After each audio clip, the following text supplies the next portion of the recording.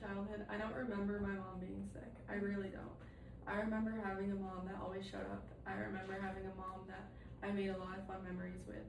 You know, like it's not like I remember my childhood being like this super traumatic thing where my mom was always sick and it was in and out of hospitals. That was it, but when I look back, it's not what I remember.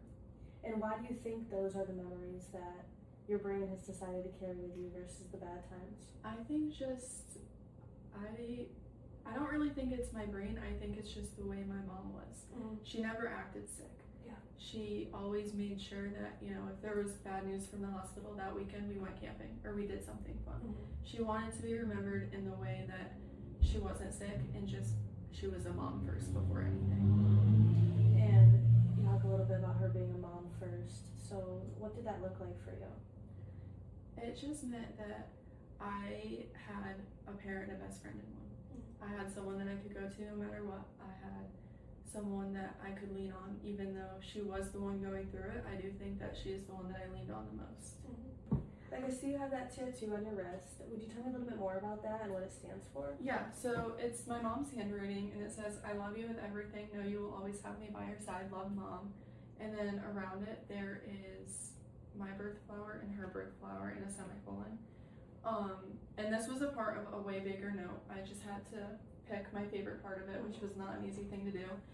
But it just is kind of a reminder that, like, she is always by my side. She wrote that knowing, I think it was probably her last year of life.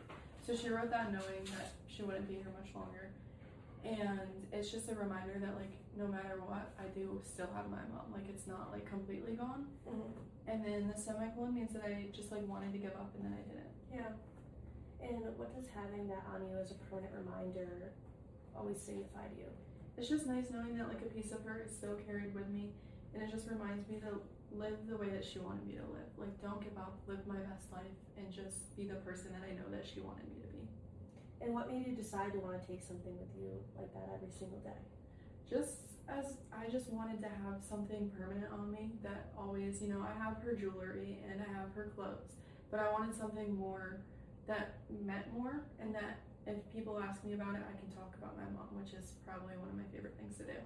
So you mentioned that your dad wasn't really your emotional rock during this. So were there other places that you were able to tap into and lean into for that emotional support? Yeah, I was able to go to my friends, but it was hard because they didn't understand. And they were always there for me, but sometimes I didn't really know how to talk about it.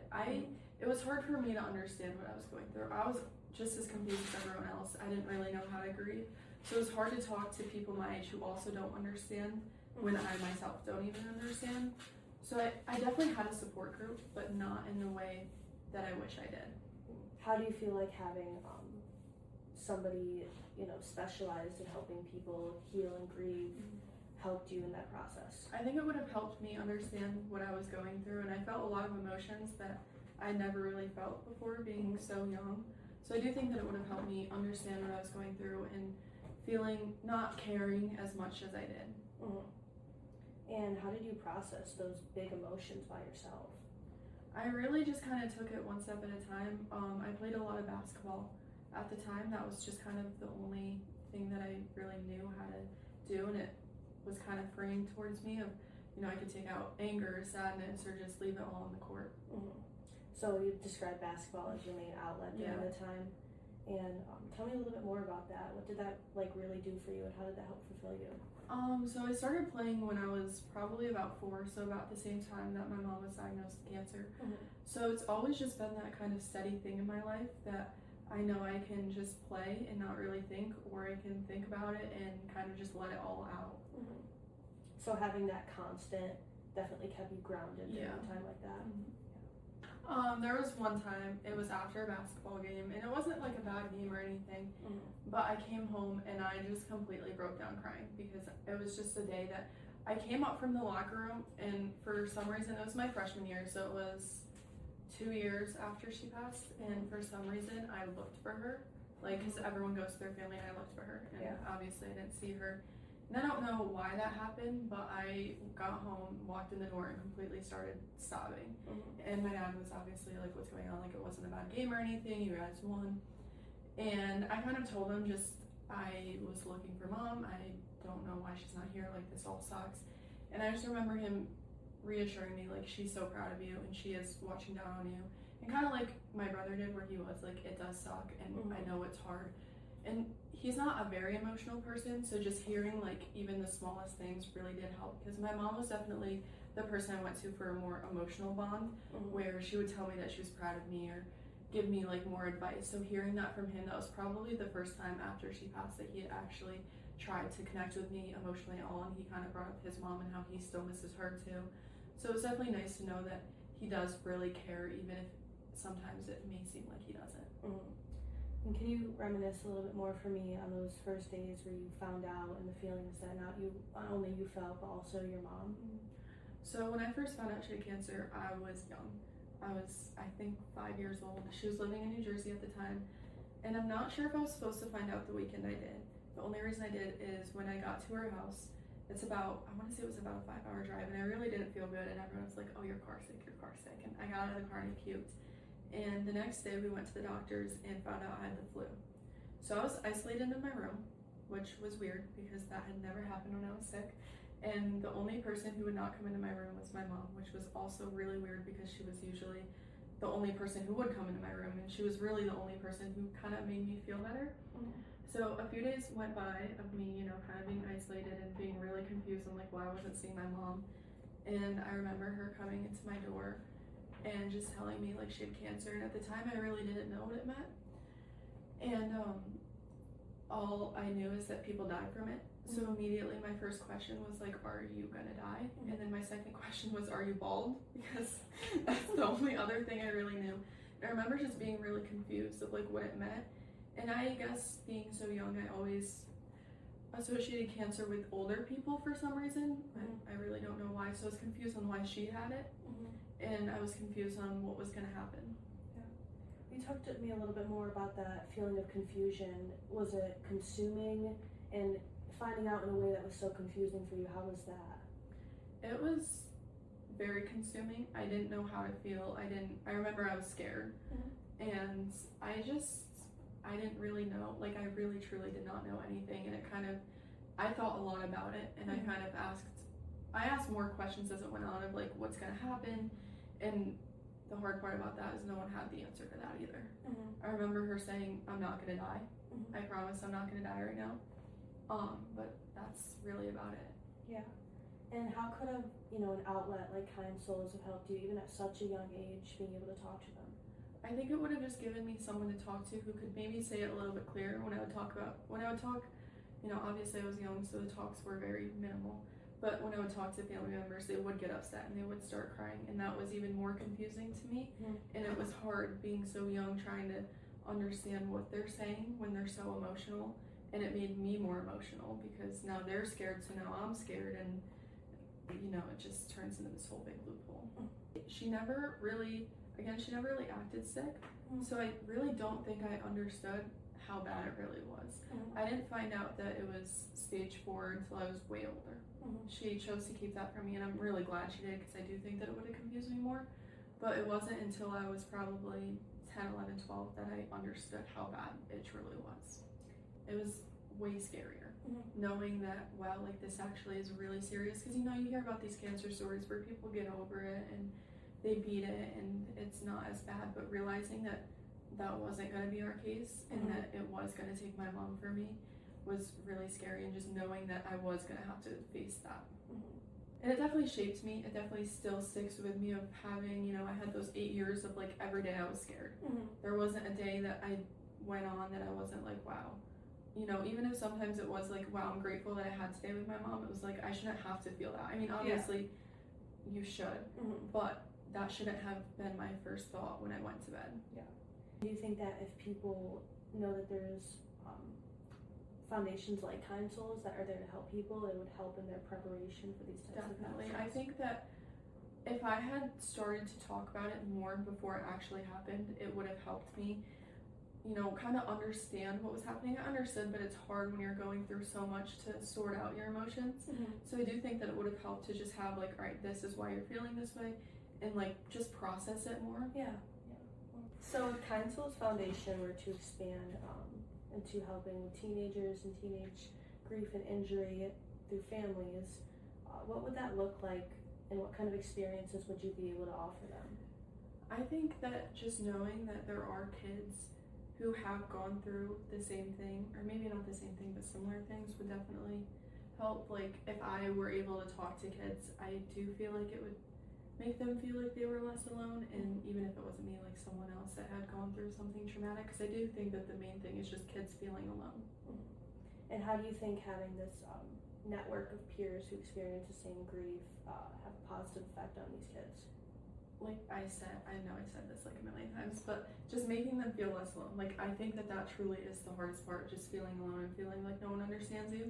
So feeling understood, I do think would help so many kids. And do you feel that Kind Souls does a good job of helping people to get out of that place and not feel so alone? Yes, definitely. Can you tell me a little bit more about that?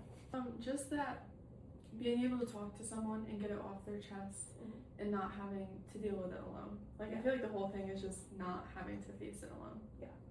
And even if that person isn't a family member, what kind of support can they offer you?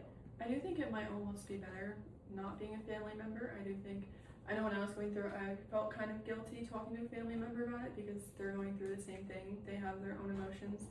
So knowing that it's someone you can talk to without feeling guilt or like worrying about what they're thinking can definitely help. And how does removing that guilt in the conversation kind of expand the way that you're able to process it and talk to it with a stranger? I think it makes it more honest, that you're not trying to sugarcoat it to make anyone else feel better. You're just truly talking about how you feel. And what were some of those feelings that you think you'd be able to talk to somebody at Kind Souls about?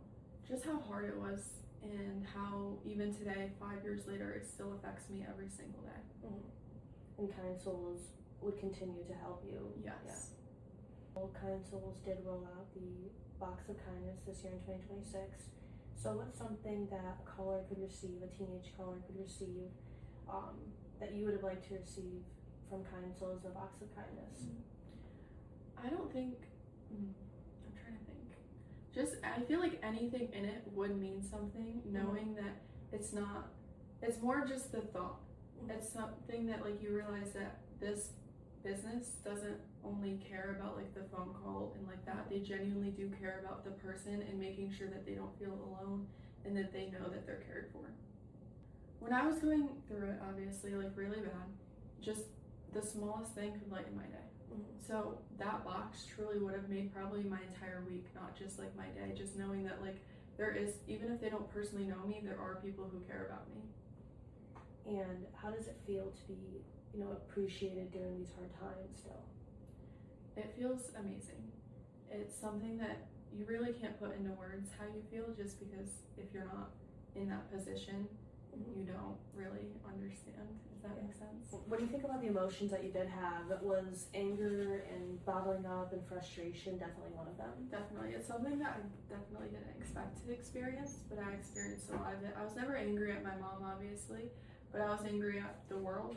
I was angry at cancer. I was angry at doctors. I was angry at pretty much everything, just knowing that, like why? Why did she have to die? Why did she have to get cancer? It's not like she was a bad person. It's not like she did anything to deserve that. So what was the purpose of it all? And just angry that she wasn't there to see me graduate. She wasn't there to see me start high school. She's not there for me to help me move into college. There's all these things that I think that she should be there for, and I'm honestly more angry than sad that she's not, because I know that she wanted to be, I know that I want her to be, and it just doesn't make sense. And what does that anger look like now? Is it more? Is it less? I think it's more as time goes on.